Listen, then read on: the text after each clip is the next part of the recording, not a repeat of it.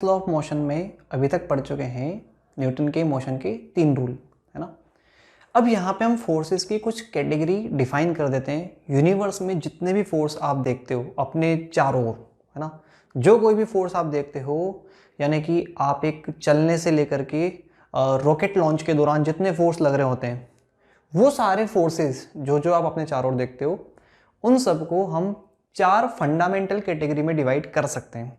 तो फोर्सेस को जो भी यूनिवर्स में एग्जिस्ट करता है उसको 4 फंडामेंटल कैटेगरी में डिवाइड कर देते हैं, है ना।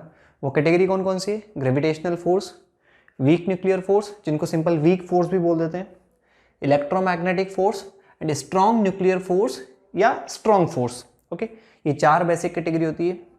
हमेशा ध्यान रखना, अपनी डेली लाइफ में आप अपने चारों ओर केवल ये 2 कैटेगरी देखते हो जिनको आप एक्सपीरियंस करते हो, है ना।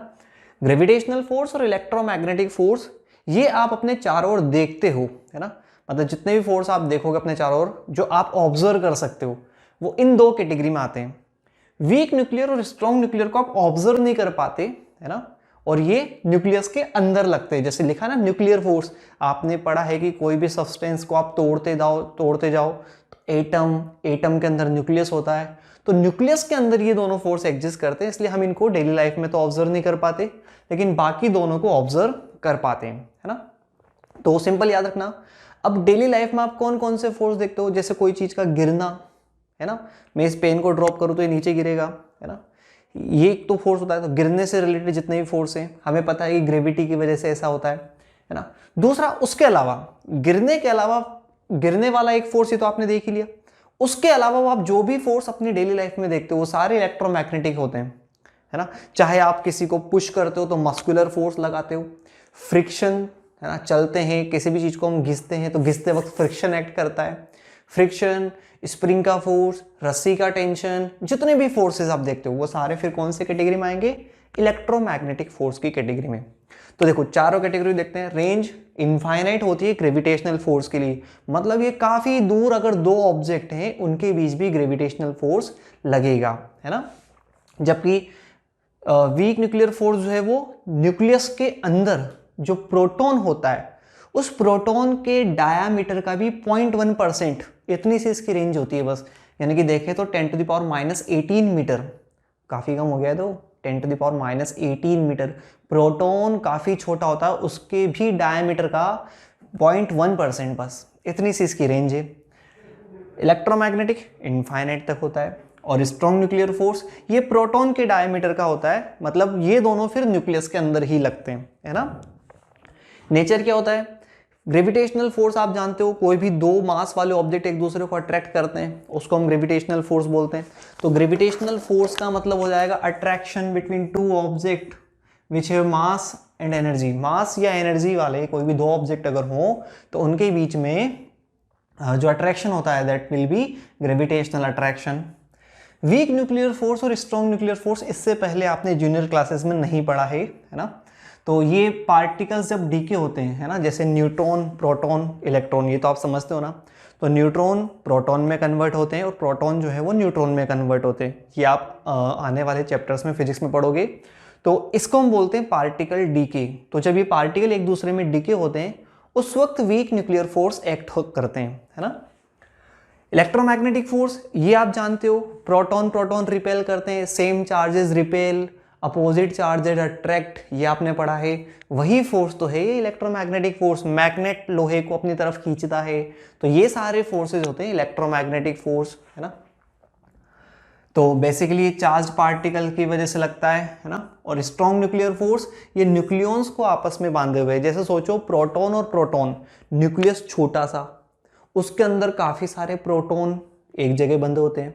छोटे से न्यूक्लियस में काफी सारे प्रोटॉन होते हैं ना। अब प्रोटॉन तो पॉजिटिव चार्ज होता है, तो फिर वो रिपेल क्यों नहीं करता? मतलब उसमें रिपल्जन के बावजूद कोई एक और फोर्स रहा होगा जिसने उन सारे प्रोटॉन्स को, सारे पॉजिटिवली चार्ज प्रोटॉन को एक जगह बांधा हुआ है। उस फोर्स को हम बोलते हैं स्ट्रॉन्ग न्यूक्लियर फोर्स। मतलब वो इस इलेक्ट्रोमैग्नेटिक फोर्स से भी स्ट्रॉन्ग है ना।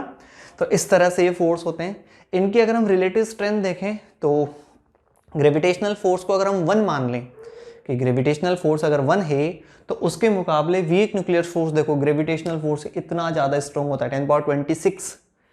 इलेक्ट्रोमैग्नेटिक फोर्स 37, 10⁻37, ये बहुत बड़ी वैल्यू है, 10 के पीछे 37 जीरो, और ये उससे ज़्यादा स्ट्रॉन्ग न्यूक्लियर फोर्स 10⁻29 है ना।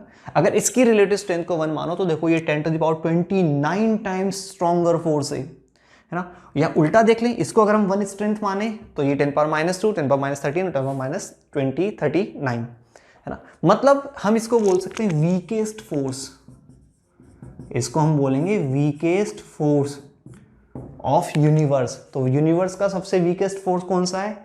Gravitational force. लेकिन ये मत सोचना कि वीकेस्ट है तो कुछ भी हो जाएगा, वीकेस्ट है लेकिन फिर भी देखो इतना दूर सन है और हमारी अर्थ उस सन के चारों ओर रोटेट कर रिवॉल्व कर रही है। किसके कारण? इस वीकेस्ट ग्रेविटेशनल फोर्स के कारण। मून कितना दूर है लेकिन वो अर्थ के चारों ओर रिवॉल्व कर रहा है, किसके कारण? ग्रेविटेशनल फोर्स के कारण। वीकेस्ट फोर्स है लेकिन मून के ग्रेविटेशन की वजह से अर्थ पे टाइड्स आते हैं। जो हमारे समुद्र हैं, हमारे जो ओशन है, उसमें सी टाइड्स आते हैं, किसकी वजह से आते हैं? जो मून का ग्रेविटेशनल अट्रैक्शन होता है उसकी वजह से। तो ऐसा मत सोचना कि वीकेस्ट तो मतलब यूं ही है, एवे ही है, ऐसा कुछ नहीं है। वीकेस्ट है लेकिन फिर भी इसके इफेक्ट होते हैं। हाँ, वीकेस्ट क्यों बोल रहे हैं हम? कि जैसे ये दो ऑब्जेक्ट हैं, इनमें ग्रेविटेशनल अट्रैक्शन हो तो इनको चिपक जाना चाहिए, ऐसा तो नहीं हो रहा है। लेकिन अगर दो मैग्नेट को रखो तो वो चिपक जाते हैं या दूर चल जाते हैं, जैसा भी है। तो मैग्नेट का फोर्स हम ऑब्जर्व कर पाते हैं, लेकिन इन दोनों मास में अट्रैक्शन हो रहा है फिर भी ये नहीं चिपक रहे, इस वजह से इसको वीकेस्ट बोल रहे हैं। और स्ट्रॉन्ग न्यूक्लियर फोर्स, ये तो काफी स्ट्रॉन्ग है, इसे इसको हम बोलते हैं strongest force of this universe, है ना। तो देखना, ये दोनों को हम ऑब्जर्व नहीं कर सकते क्योंकि ये न्यूक्लियस के अंदर लगते हैं, लेकिन बाकी जो ग्रेविटेशनल इलेक्ट्रोमैग्नेटिक फोर्स है इनको हम ऑब्जर्व कर सकते हैं। क्यों? क्योंकि लॉन्ग रेंज फोर्स है। देखो इनकी रेंज कितनी कितनी है बेटा, इनकी रेंज है इनफाइनाइट। सन का ग्रेविटेशनल अट्रैक्शन अर्थ पे लग रहा है और नेपच्यून और यूरेनस पे भी लग रहा है, इतना दूर तक है ना। तो इसका मतलब इवन गैलेक्सीज में भी लग रहा है। गैलेक्सीज में जो काफ़ी सारे स्टार्स हैं वो सब गैलेक्सी में बंधे हुए हैं, तो वो ग्रेविटेशन की वजह से ही तो बंधे हुए हैं। ब्लैक होल के ग्रेविटेशन कितने ज़्यादा स्ट्रॉन्ग होते हैं, है ना।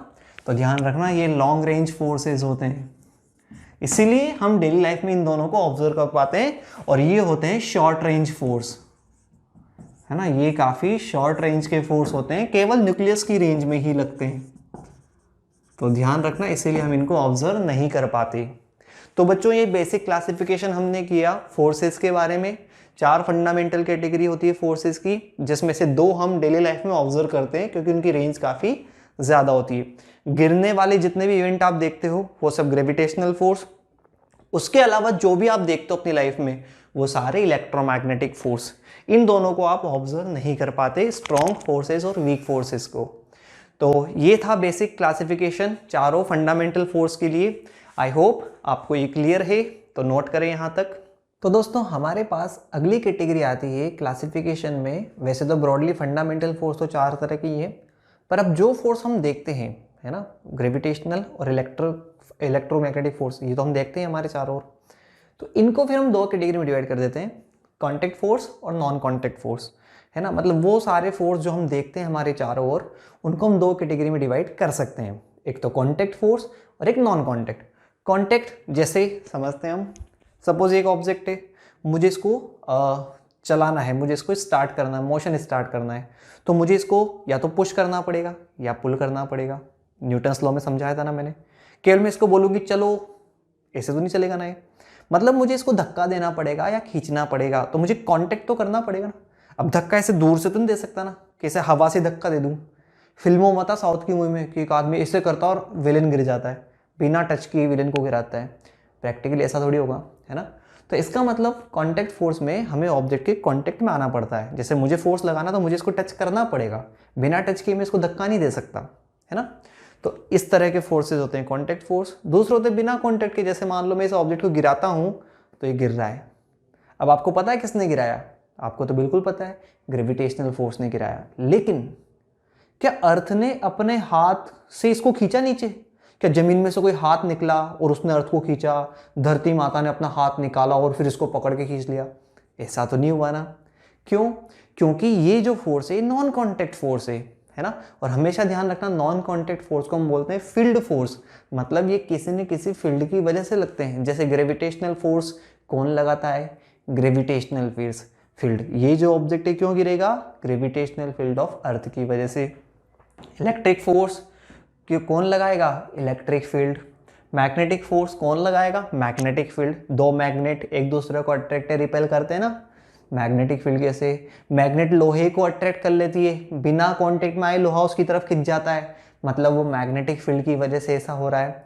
तो हमेशा ध्यान रखना magnetic force, electric force, gravitational force, ये सभी कांटेक्ट फोर्स नहीं होते, ये फील्ड की वजह से लगते हैं, मतलब ये नॉन कांटेक्ट फोर्स है, इन्हीं को हम फील्ड फोर्स भी बोलते हैं। तो ये हमारा बेसिक इंट्रोडक्शन फोर्स के बारे में, हमने यहाँ तक सीखा न्यूटन्स लॉ ऑफ मोशन के थ्रू कि क्या होता है फोर्स, क्यों फोर्स की ज़रूरत पड़ती है, कितना फोर्स लगाना पड़ेगा, एक्शन रिएक्शन क्या होगा। फिर हमने सीखा कि 4 फंडामेंटल कैटेगरीज ऑफ फोर्स क्या है। उसके बाद हमने एक बेसिक क्लासिफिकेशन और कर दिया, जो फोर्सेस हम देखते हैं उनको 2 कैटेगरी में, कांटेक्ट और नॉन कांटेक्ट। तो बच्चों ये हमारा यहाँ तक फोर्स का पहला सेगमेंट पूरा होता है। आई होप आपको यहाँ तक सभी चीज़ें समझ में आ रही हैं। ओके बच्चों, थैंक यू।